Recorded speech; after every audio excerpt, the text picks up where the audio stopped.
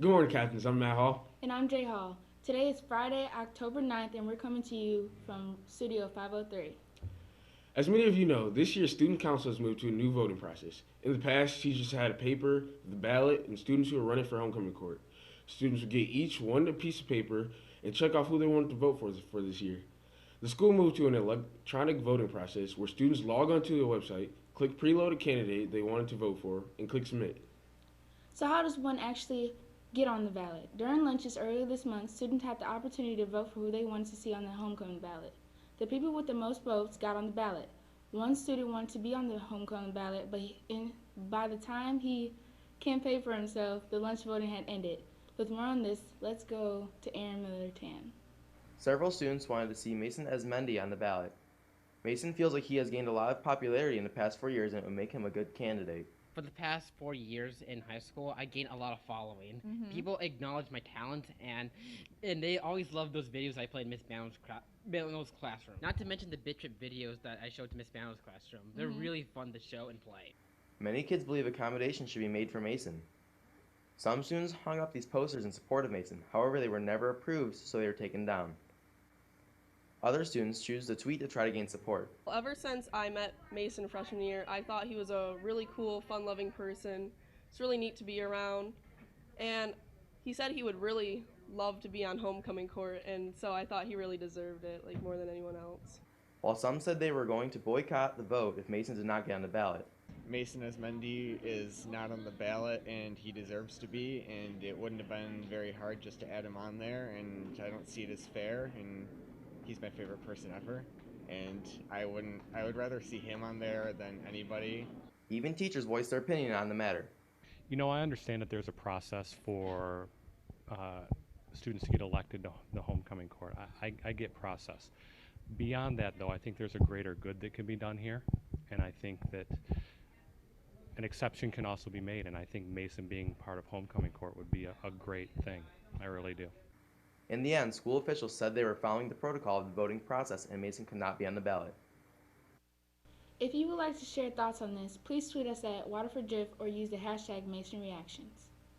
If any students have old Halloween pictures of your friends and family, please come by and drop them off in room 501. Waterford Drift is having a contest for the cutest pictures, and winners will receive a DIY gift, and all pictures are due October 26th.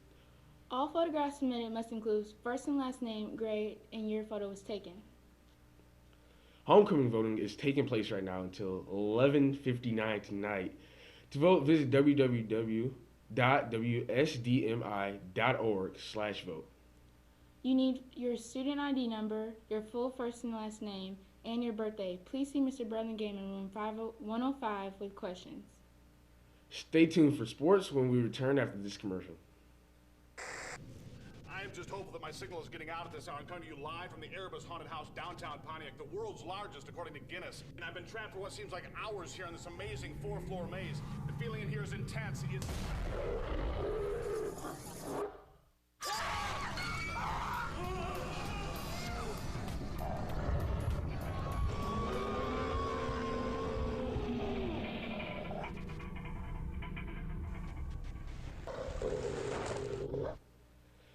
Welcome back.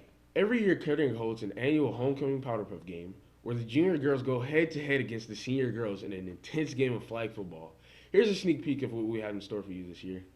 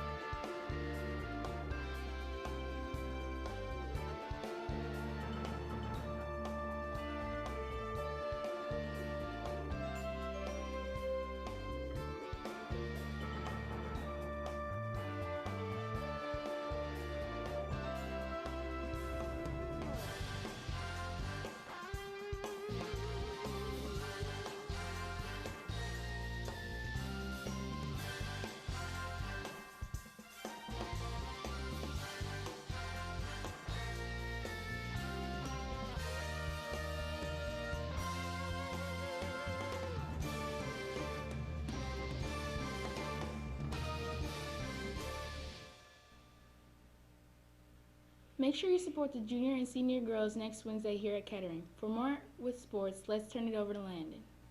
The Varsity Mod vs. Kettering football game is Saturday at 12 p.m. at Kettering. Come support the captains. Don't forget, the game has a blackout theme. Let's turn it over to Noah for a special report on the game.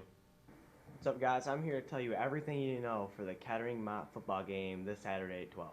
The key players for the captains are quarterback Henry Mistrag, running back and free safety Jacob Netchie, defensive back and running back Travell Weatherby, and O-lineman and D-lineman Chandler Johnson.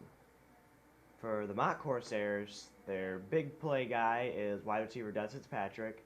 They also have a strong arm quarterback in Jacob Baldwin, and then they have two more good skill players in Avery Carter and Corbin Moore. Kettering 3-3, 1-3 in the KLA North thus far, coming off upset against White Lake Lakeland. Much like Mott, Kettering finds themselves fighting for their playoff lives. Mott is sitting at 3-3, but they are 2-2 in the KLA North, and is having a disappointing season to say the least. Mott is ready to do some damage in the KLA North, but is now one game away from being out of playoff contention, just like the captains. Keys to the game for the captains are to limit Des Fitzpatrick. Anyone that's paid any attention to Mott knows just how dangerous he is. Limit his touches and you will see more success on the field. On the offense side of the ball, Kettering needs to keep Mott on their toes by managing to have decent success through the air. Picking off Baldwin, who will throw interceptions if you can put some pressure on him, will do wonders for the captains. Now, keys to the game for Mott, pretty much the same way you beat any other option team, it's staying disciplined. If Mott can stay disciplined to trying to stop the option, they can shut it down. On the offense side of the ball, Mott needs to get production from players not named Des Fitzpatrick.